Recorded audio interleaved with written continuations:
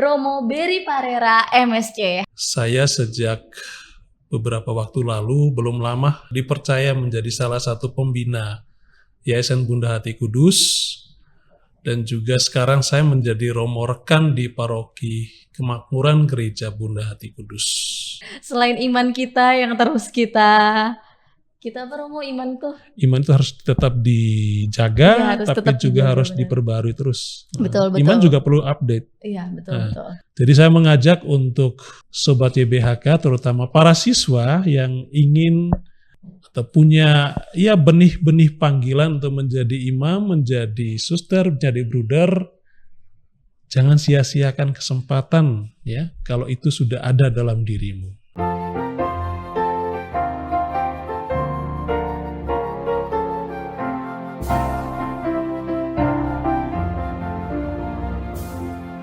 Halo Sobat YBHK, kembali lagi dalam podcast sukses bersama YBHK.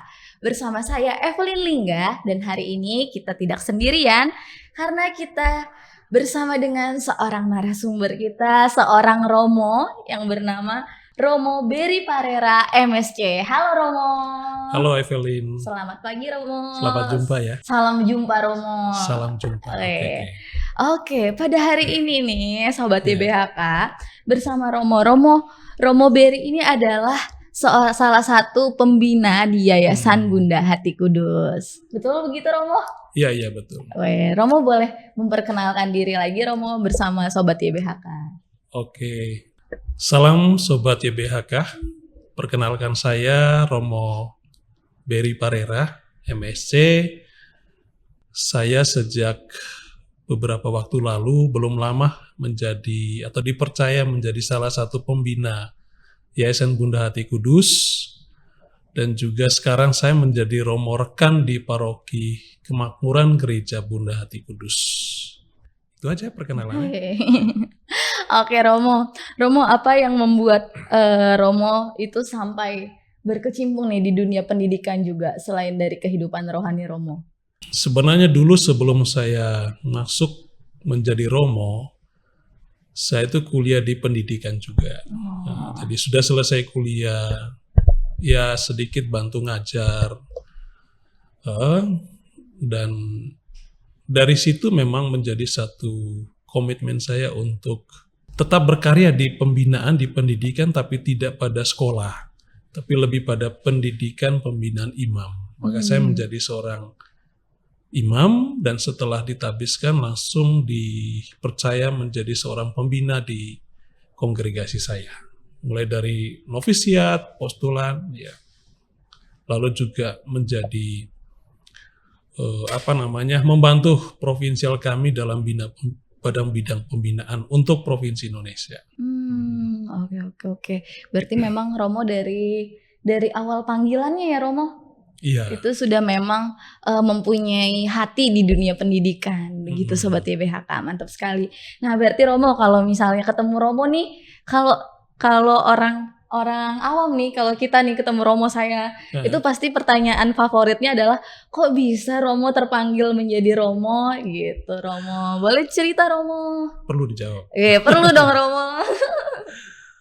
Iya, sebenarnya kalau panggilan itu kan sejak dari kecil sih. Saya dari Flores.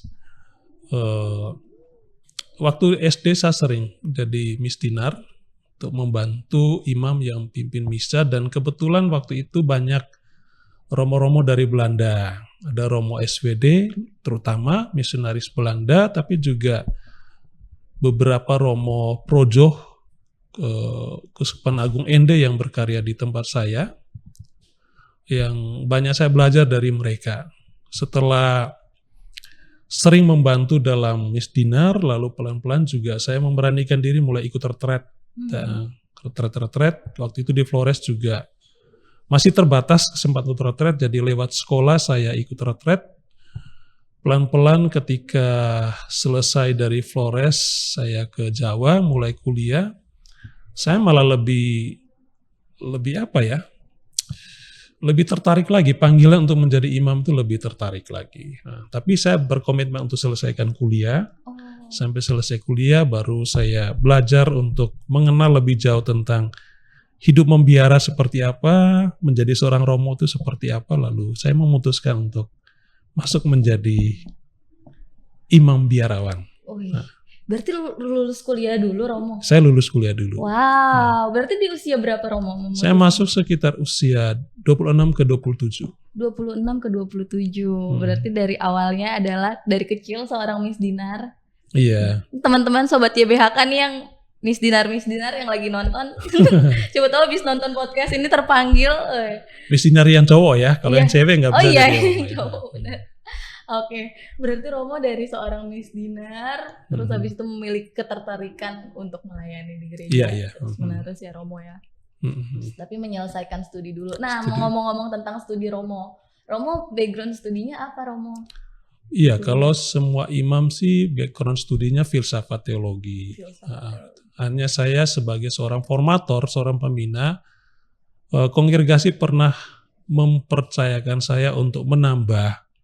Tapi waktu itu saya ikut kursus di Filipina, di Emmaus, untuk beberapa tema. Jadi saya tidak ngambil studi formal, tapi saya ambil kursus khusus untuk pembina di Manila, di Emmaus. Tempat miliknya ini Romo-Romo Yesuit di Manila. Iya. Setelah itu pulang lalu lanjut untuk menjadi seorang formator lagi di kongregasi. Oke, Romo. Itu pulang ke Indonesia ya Romo? Pulang ke Indonesia, iya. Oke. Romo boleh cerita nggak pengalaman Romo selama studi itu ada pengalaman-pengalaman menarik apa yang bisa dibagikan ke kita? Kalau selama jenjang menjadi seorang imam sebenarnya tidak terlalu banyak hal yang baru sih, karena kan sudah pernah studi kan. Nah, jadi tidak terlalu banyak hal yang baru. Hanya saja bahwa memulai lagi dengan studi itu memang punya tantangan, karena kita sudah selesai studi lalu mulai lagi. Tapi untuk menjadi imam memang mau nggak mau basic teologi filsafat harus kita miliki. Jadi ya akhirnya studi formal sampai selesai juga. Jadi kalau di kongregasi itu kan kalau kita dilihat, oh ini orang cocok jadi dosen ya, kuliah formal. Ini orang cocok jadi pembina, bisa kuliah formal, bisa juga ikut kursus gitu ya. Ini bisa menjadi seorang ya katakanlah akuntan dan sebagainya, ya bisa studi juga akuntansi dan sebagainya. Jadi tergantung kebutuhan kongregasi. Oke. Ya. Dan kongregasi itu melihat juga ya dari potensi pribadi kita masing-masing. Oke, benar-benar memang kita punya potensinya masing-masing ya, Romo. Betul. Oke. Nah, Romo selama menjadi seorang Romo, sudah berapa tahun Romo? Saya baru 16 jalan 17 tahun. 16 jalan 17 tahun ini Romo, berarti Romo masih muda ya Romo? Sweet 17 tahun depan. Sweet 17 tahun depan Sobat YBHK. Nah, Romo sudah pernah bertugas di mana aja Romo?